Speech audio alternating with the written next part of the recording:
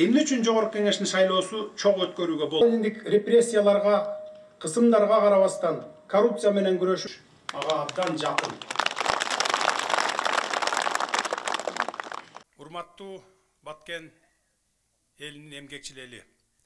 Мекенибизде саясий шарт өзгөрдү. Кайрадан дагы бир жолу башынан кыйын кезеңди бийлик алмашууну өткөрүп жатат. Бул коомубуздагы бир күндүн ичинде жаралган көйгөй эмес, бир топ жылдардап топтолгон проблема. Бүгүн өлкөбүздө коомдук саясий абал турукташты. Мен негизги иш сапарымды сиздерден баштадым. Мен алгачкы иш сапарымды Баткен жергесинен баштаганымдын эки чоң себеби бар. Биринчиси Баткен элинин чек арадагы эрдиги. Экинчиси Кыргыз элинин сыймыктуу уулу Исхак Разаков агабыз.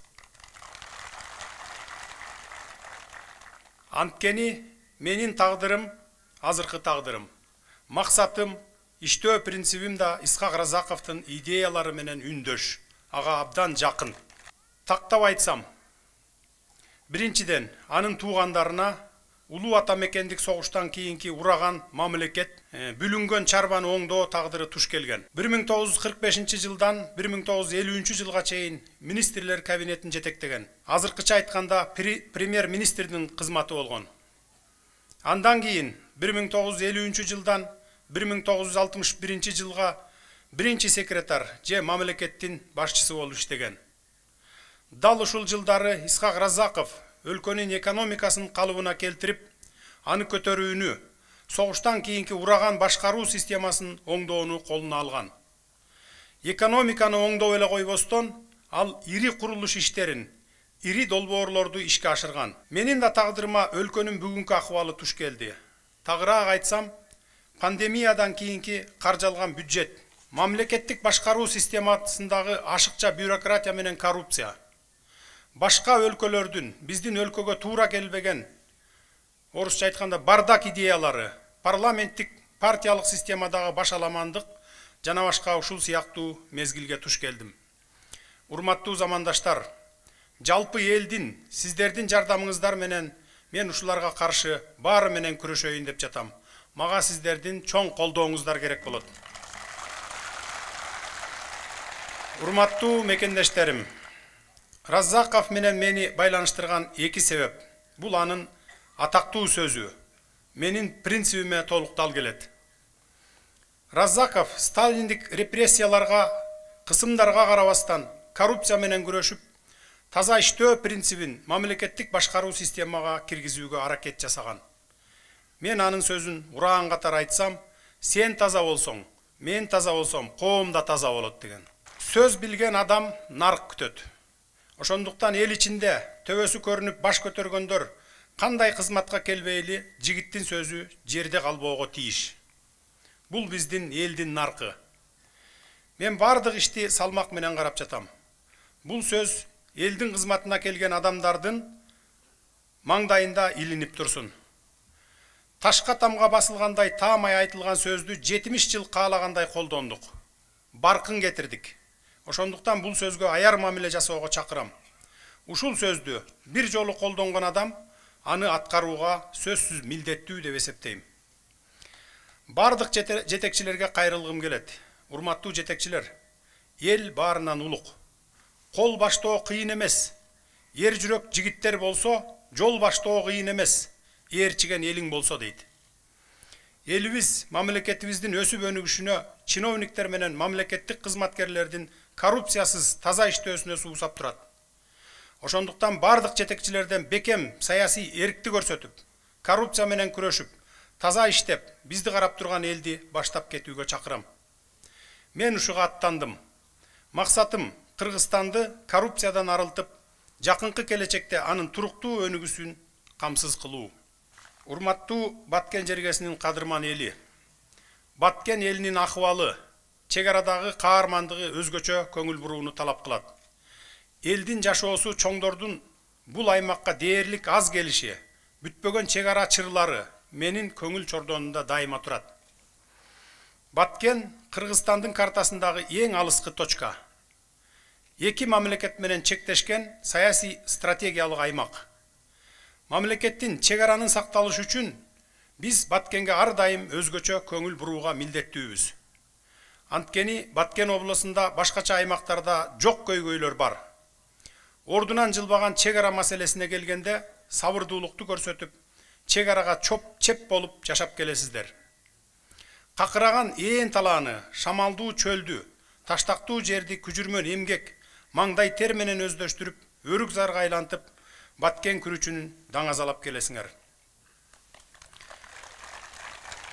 Чек ара маселесине токтоло кетсем. Мага 2 жылдын ичиндеги инциденттердин баары колума келип түштү. 21 жолу болгон экен.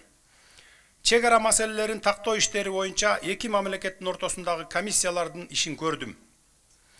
Чек ара аймактарын өнүктүрүү боюнча мамлекеттик программанын аткарылышы боюнча маалыматтарды алдым. Баары менен таанышып чыктым. Биринчи келген күнү ушу чек ара маселесине көңүл бурдум. Жакын арада Улуттук коопсуздук кызматынын төрагасы Ташиев Камчыбек Кыдыршаевич Өзбекстанга сапары менен барып келди, расмий сапары менен. Ушу чек ара маселеси боюнча сөз болду. Кудай буюрса, чек ара маселесин Өзбекстан менен дагы, Тажикстан менен дагы тынчтыкта, ынтымакта сүйлөшүүлөр жолу менен чечип алабыз. Элдин, мамлекеттин кызыкчылыгына чечилет сөзсүз түрдө. Мен бул боюнча Камчыбек Кыдыршаевичке тапшырдым. Мындан ары буга чейин первый вице же болбосо вицелердин бирөө чек ара маселеси боюнча комиссиянын төрагасы болчу. Мындан ары Улуттук коопсуздук кызматынын төрагасы комиссиянын башчысы болот. Сүйлөшүүлөрдү ушул адам жүргүзөт. Бардык маселелерди ушул чечип келет. Калган комиссиянын мүчөлөрүнүн бардыгы өзлөрү тандап алат, мурдакы иштеп аткандар дагы арасына кирет, бирок эң башында Камчыбек Кыдыршаевич турат. Бул маселени чечет. Биринчи Өзбекстан менен чечебиз буюрса, андан кийин Баткенге келип Тажикстан менен чечебиз. Буга кичине убакыт керек, күтө турасыздар. Эми ар ким айтышы мүмкүн, мен чек ара кызматын Улуттук коопсуздук кызматына өткөрүп берем деп атам. Мыйзамдуубу, мыйзамсызбы, адилеттүүбү, адилетсизби, туурабы, туура эмеспи, аны мени сындайт, тепкилейт, туура кылып атат, туура эмес кылып атат дегендер чыгат. Бирок ал сындарга, тепкилегендерге 1 ай тепкилейби, 2 ай тепкилейби чыдаймын. Анткени бул биздин элдин жана мамлекеттин коопсуздугу үчүн, мамлекеттин кызыкчылыгы үчүн бүгүн керек нерсе. 2 айдан кийин биздин чек аралар чечилип, жакшы нукка түшүп, эки мамлекеттердин ортосунда, 3 мамлекеттердин ортосунда ынтымак орногондон кийин, андан кийин туура кылган экен деп эл журт өзүңүздөр бааңыздарды бересиздер. Учурдан пайдаланып, өкмөттүн өкүлүнө тапшырма бере кетели. Ушул программада белгиленген социалдык объекттер сөзсүз бүткөрүлсүн. Бүгүн көрүп чыккан проектлердин бардыгы. Өкүнүчтүүсү, тажик эли менен кылымдар бою канатташ жашасаңыздар да, азыркы мамлекеттик расмий чектерден улам кадимки күнүмдүк тиричиликке байланыштуу маселелерден эл аралык маанидеги чек ара жаңжалдары чыгып кетип жатат. Мен ойлойм, чек ара маселелери сөзсүз чечилиш керек. Мен буга бүткүл мамлекеттин күчүн жумшайм. Баткенди өнүктүрүү боюнча максаттарга токтоло кетейин. Баткен аймагы облус катары бөлүнүп чыкканына 21 жыл болду. Ошондон бери бир катар иштер аткарылды. Мисалы, Баткенде бардыгы 1395 километр жол болсо, анын 506 чакырымы толугу менен асфальттанган. 471 километри эл аралык маанидеги жол салынган. Азыр Көкташ, Аксай, Тамдык автожолунун курулушу жүрүп жатат. Арка массивине суу чыгарыптыр. Бирок жердин жана элдин шартын көрүп туруп, мен баары жакшы экен деп айткандан алысмын. Биз Баткенди өнүктүрүүбүз керек. Жогоруда айткандай, Баткендин күрүчү, Баткендин өрүгү дүйнөлүк брендке айландыруу керек. Ал үчүн айыл чарбасында кластердик системаны киргизип, кайра иштетүүчү ишканаларды ачууга жардам беребиз. Мына бүгүн суу чарба жетекчиси, анан өкмөттүн өкүлү 150 миллион сом сурашты Кулунду каналына 7 кубтан 12 кубка чейин көтөрүү боюнча. Бул боюнча тендерлерди өткөрүлүп, акча бөлүнбөй келген экен. Бул акча бар. Эртең мен булардын баруусун сурандым. Бул акчаны эртең чечип беребиз. Кудай буйурса, Кулунду каналыңар калыбына келет. Коронавирус боюнча токтолсом. Учурда мени өзгөчө кабатыр кылып жаткан бул проблема. Бир проблема бар. Бул коронавирус. Мага күнүгө эртең менен кечинде келип жаткан маалыматтарга карасам, Баткен облусунун абалы кыйын. Ооругандардын саны көп. Учурдан пайдаланып, бардык тиешелүү жетекчилерге кайрыламын. Керектүү бардык иш-аракеттерди жасагыла. Уюштуруу иштери, керектүү медициналык каражаттар, дары-дармектер менен камсыздоо иштеринде бир дагы кемчилик кетпесин. Дагы бир жолу жакшылап караңыздар. Керектүү дары-дармектер толугу менен жетиштүү, Бишкекке сураңыздар, жибериңиздер, берилет. Бардыгын айттык, бүт областтарга жеткирип берилет. Мындан сырткары дагы Кудай буйурса жакында өнөктөш мамлекеттерден дагы күтүлүп жатат. Бардык дары-дармектер жетиштүү болот. Мындан камсанабаңыздар. Урматтуу жарандар, сиздерге айтарым. Статистикалык маалыматтар боюнча учурда каза болгондордун арасында улгайгандар көп болуп жатат. Жайында ата-энелерибизди изоляциялап, жакшы караганбыз. Азыр аны унутуп бараткандайбыз. Той топурду баштадык. Тойдон келип ата-энелерибизге жугузуп жатабыз. Ошондуктан колдон келишинче кыскартсаңыздар. Жакындарыбызды аяйлы, сактайлы, оорудан коргойлу туугандар. Анан мына эми бүгүн айтышы мүмкүн, той топурду азайткыла, чогулушту азайткыла деп коюп, мына Баткен элине келип чогулуш уюштуруп атат деп. Сындайт дагы, бири-бирине жакын отурду деген сөздөр болот. Эмне үчүн Баткен жергесине келип атам биринчи? Анткени чек ара маселесинде эки мамлекеттин ортосунда жаңжал чыгып кетип атат.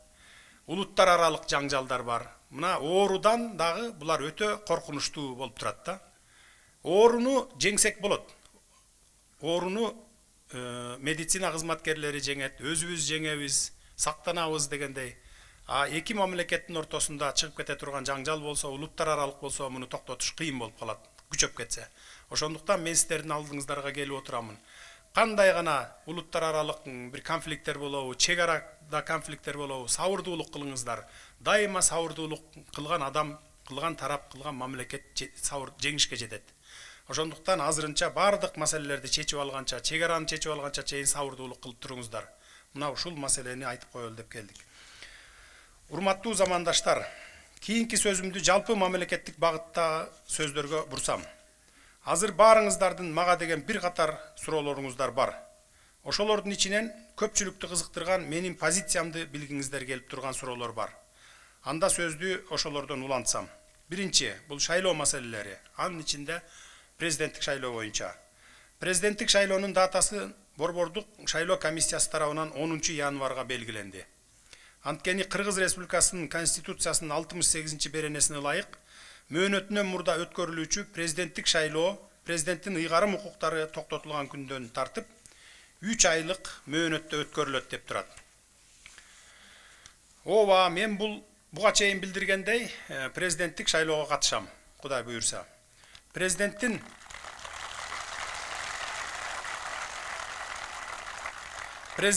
ыйгарым укуктарын аткарып жаткан адам мөөнөтүнөн мурда президенттик шайлоодо президенттин кызмат ордуна талапкер болууга укуксуз. Ошондуктан өзүмдүн ыйгарым укуктарымдын баарын мыйзам чегинде өткөрүп берип, кадимки жаран катарында катышам. Белгилеп кетчү сөз, шайлоолордогу эң жаман, элдин бөтөнчө кыжырын келтирген көрүнүш бул административдик ресурс. Мен өзүм муну менен биринчилерден болуп күрөшөм. Мен буга чейин эч бир кызматтык коррупциялык иштерге аралашкан жокмун. Тескерисинче анын курмандыгынын бири мен болдум. Элдин үнүн бийликке жеткирем деп жүрүп камалдым. Бирок Кудай бар экен, элим бар экен, баарын ордуна коюп койду. Элден айланса болот, баарыңыздарга түбөлүк башымды ийип таазим этемин.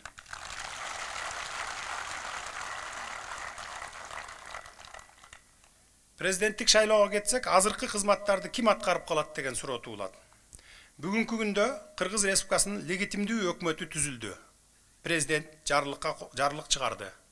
Өкмөттүн мүчөлөрү бекиди, ант беришти, өз милдеттерин аткарууга толук киришти. Конституцияда кимге ыйгарым укуктар берилсе, ошол адам жоопкерчиликти алууга милдеттүү болот. Азыркы учурда өкмөттүн ар бир мүчөсү бул милдетти аткарууга даяр. Эми жогорку кеңештин шайлоосу боюнча. Эмне үчүн жогорку кеңештин шайлоосу чогуу өткөрүүгө болбойт президенттик менен? Урматтуу мекендештер, биз конституциялык укуктук талаага кайтып келдик деп дүйнөгө жар салып жатабыз. Демек, конституциянын ченемдерин так сактайлы, легитимдүүлүк сакталууга тийиш. Конституциянын 64-чү беренесине ылайык Кыргыз Республикасынын президенти гана жогорку кеңешке шайлоолорду дайындайт. Ошондуктан биринчи президенттик шайлоону өткөрүп алсак, андан кийин бардыгы өз кезеги менен кете берет. Парламент жана референдум боюнча айтайын.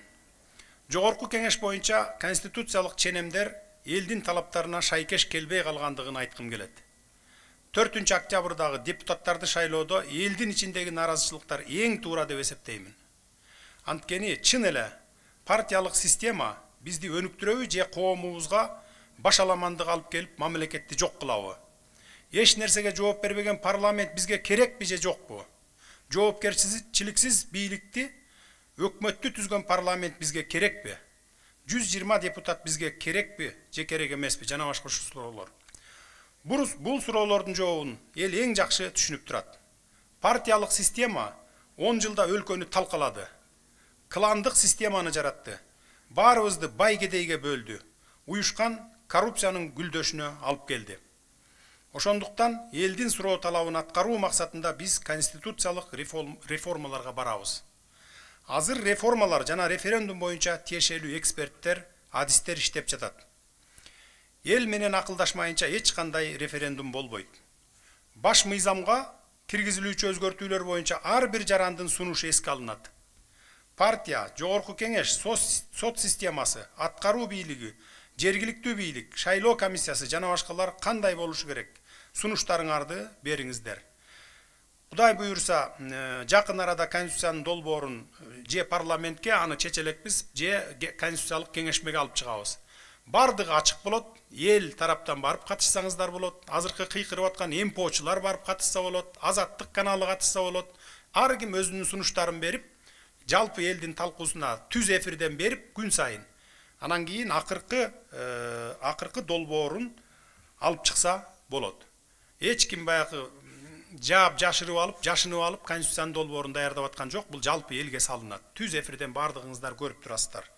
Андан кийин ошондо гана бардык процедураларды сактап, мыйзамдарда жооп берген мөөнөттө мыйзамдардын негизинде гана референдумду өткөрүү керек. Ошондой кылып өткөрөбүз. Элдин эрки жана акыйкаттуулук бул түбөлүктүү сөздөр. Мен үчүн элдин талабы, элдин бийлиги, элдин эрки баарынан жогору турат.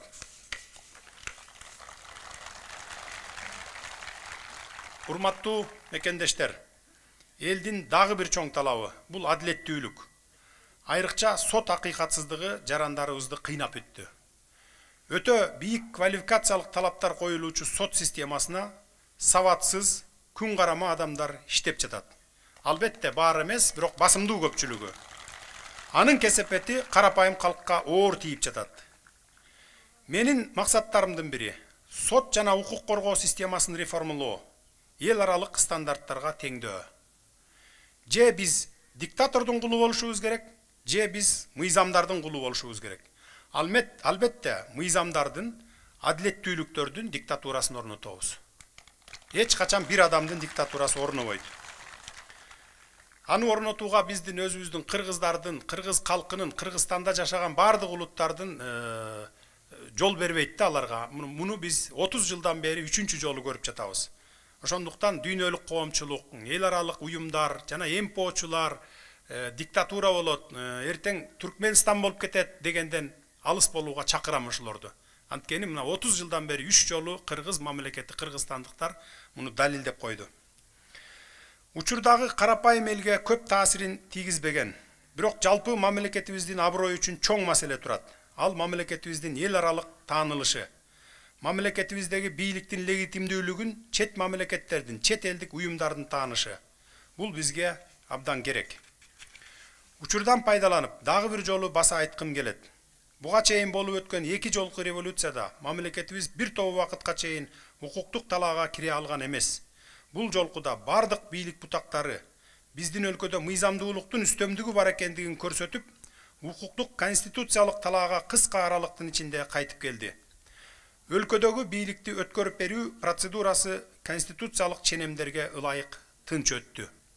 Өзүңүздөр көрүп отурдуңуздар, 2005 жылкыдай, 2010 жылкыдагыдай президенттерибизди кууп жиберген жокпуз. Тескерисинче кууп жиберүүнүн ордуна жакшынакай тынчтык жолу менен мыйзам талаасында өткөрүп берип, экс-президент деген наамды берели деп, мына ошентип эл менен кеңешип макулдашып чечтик. Экс-президент деген наамды бүгүн Сооронбай Шарипович Жээнбеков алды.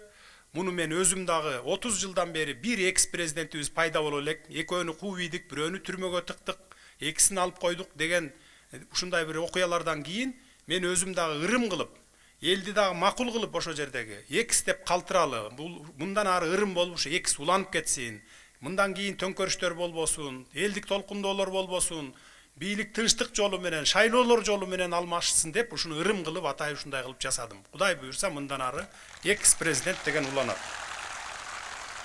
Бул Кыргызстанда саясий аң сезимдин өскөндүгүн, саясий маданият калыптангандыгын далилдейт. Учурда өлкөдөгү коомдук саясий кырдаалдын толук турукташкандыгын билдирем. Ошондуктан мындан ары бардык саясий процесстерге конституциялык укуктук ченемдер, мыйзамдуулук бекем сакталууга тийиш. Урматтуу замандаштар, экономика жаатында кыскача сөз айтсам. Бизде баары жакшы дейбиз. Таза суулар чыгарылып жатат. Ирригациялык курулмалар салынып жатат. Авариялык мектептердин курулушу жүрүп жатат. Баардык жерге интернет жеткирилген. Жолдор салынып жатат. Баары пландуу жүрүп жатат. Пенсия, пособия, айлык акы өз убагында берилип жатат. Экономикалык көрсөткүчүбүз ИАЭС өлкөлөрүнө караганда бир топ жакшы. Эл аралык талаптарга жооп берген, экспортко багыт алган ишканалар көбөйдү. Коронавирустан деле башка мамлекеттерге караганда акыбалды тез оңдоп кете алдык, жана башка маселелерди өз алдынча жүрүп жатат. Анда эл эмнеге нааразы деген суроо туулат. Эл жогорку кеңештердин депутаттарынын деңгээлине нааразы. Эч бир жоопкерчиликти албаган жогорку кеңешке нааразы. Аткаруу бийлигинин жоопкерчиликсиз мамилесине нааразы.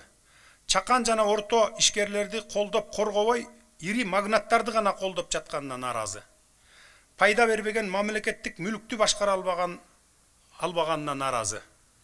Мамлекеттик аппараттын көптүгүн эмес, анын маселени чечпеген, мажрөө иштеген ишине нааразы. Айта берсе абдан көп, бюрократияга нааразы. Ушунун баарына тоскоол болгон бир гана коррупция, чиеленишкен коррупция болуп атат. Коррупцияны эл жасабайт, аны эл кызматындагы адамдар жасайт. Кыргызстандын эли, жарандарыбыз коомдук жашоонун бардык процесстеринин чордонунда болуп келген жана боло берет. Бара-бара коррупцияны жок кылабыз, Кудай буюрса. Ошого сиздердин жардамыңыздар керек болот.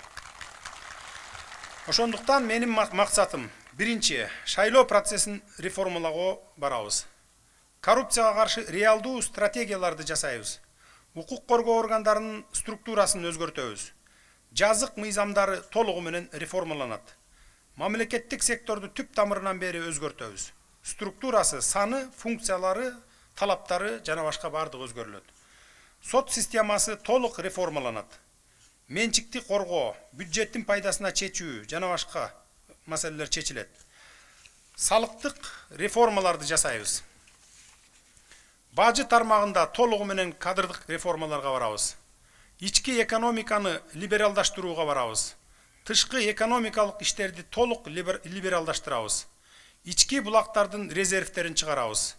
Кыйналсак дагы бюджетибизге жараша жашаган өтөбүз. Мамлекеттик мүлктү менчиктештирүү, улутташтыруу жана башкаруу жаатында реформаларды жасайбыз. Бизнес ачууда уруксат жана лицензия берүү иштери толугу менен реформаланат. Жер казынасы элдин байлыгы, ал элге гана иштейт. Энергетика тармагында кардиналдуу өзгөрүүлөргө барабыз. Сапаттуу жана заманбап билим берүү системасы киргизилет. Коомдук саламаттык сактоо чөйрөсү материалдык жактан гана эмес, элдин иммунитетин көтөрүү багытында реформаланат. Социалдык коргоо чөйрөсүндө даректүүлүк күчөтүлөт. Башкысы демилгелүү жаштардын баарын мамлекеттик аппаратка иштегенге тартабыз. Баарыбыз бир гана мамлекеттин өнүгүшүнө кызмат кылышыбыз керек.